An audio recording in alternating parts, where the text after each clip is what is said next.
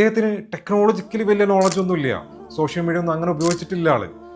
അപ്പോഴാണ് ഒരു കൂട്ടുകാരൻ പറയുന്നത്, നിങ്ങളൊരു പണി ചെയ്യും, നിങ്ങൾ എൻ്റെ ആ ഒരു റൂമുണ്ടല്ലോ, ആ റൂമിൻ്റെ സൈഡിൽ നിങ്ങൾക്ക് എന്ത് ചെയ്യാം, ഒരു സ്റ്റുഡിയോ പോലെ, സ്റ്റുഡിയോ അല്ല, ഒരു ചെറിയൊരു ബോർഡ്, വൈറ്റ് ബോർഡ് വെച്ചിട്ട് ഒരു ചെറിയ ട്രൈപോഡൊക്കെ സെറ്റ് ചെയ്തിട്ട് നിങ്ങൾ തുടങ്ങിക്കോ.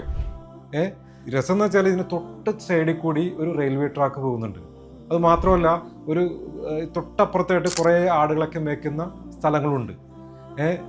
പക്ഷേ ഇയാൾ എന്ത് ചെയ്യാണ്, തുടങ്ങുകയാണ് ഇയാൾ തുടങ്ങി ഇങ്ങനെ ക്ലാസ്സുകളൊക്കെ എടുത്തുകൊണ്ടിരിക്കുമ്പോൾ പിള്ളേരൊക്കെ ചോദിക്കും, അല്ല അതെന്താ സാറ് ആടിൻ്റെ കച്ചവടം നടത്തുന്നുണ്ടോ, കാരണം ആടുകളെ ശബ്ദമൊക്കെ കേൾക്കുമ്പോൾ. പക്ഷേ ഇതൊന്നും ഇദ്ദേഹം എന്ത് ചെയ്തില്ല, മൈൻഡ് ചെയ്തില്ല. ഇദ്ദേഹം അത് മുന്നോട്ട് പോയിക്കൊണ്ടേയിരുന്നു. ഇന്നിപ്പോൾ വേൾഡിൽ തന്നെ ഏറ്റവും നമ്പർ 1 ആയിട്ടുള്ള എഡ്യൂക്കേഷൻ ചാനൽ ഏതാണെന്ന് ചോദിച്ചു കഴിഞ്ഞാൽ അത് ഖാൻ സാറിൻ്റെ യൂട്യൂബ് ചാനലാണ്. ഇവിടെ ഇദ്ദേഹത്തിനെ സക്സസിലോട്ട് എത്തിച്ചത് ഒന്ന് അദ്ദേഹത്തിൻ്റെ ഒരു പവർഫുൾ വിഷനാണ്. അതായത് പാവപ്പെട്ട കുട്ടികളെ പഠിപ്പിക്കുക, എൻട്രൻസ് കോച്ചിങ് കൊടുക്കുക, ഇങ്ങനെയുള്ള കാര്യങ്ങളാണ്. 2, തുടങ്ങുക, സാഹചര്യങ്ങളൊക്കെ ഇങ്ങനെ നോക്കി അത് ആയില്ല ഇതായില്ല അത് പറയാതെ എന്താണോ ഉള്ളത് അത് വെച്ച് തുടങ്ങുക. 3, എന്തൊക്കെ പ്രതിസന്ധികൾ വന്നാലും അതൊക്കെ തരണം ചെയ്ത് മുന്നോട്ട് പോവുക. അപ്പോൾ നിങ്ങൾ എന്തെങ്കിലും തുടങ്ങാൻ ഉദ്ദേശിക്കുന്നുണ്ടെങ്കിൽ ഈ കാര്യങ്ങളൊന്ന് ശ്രദ്ധിക്കുക. അങ്ങനെയാണെങ്കിൽ നിങ്ങൾക്കതിൽ വിജയം വരിക്കാൻ കഴിയും.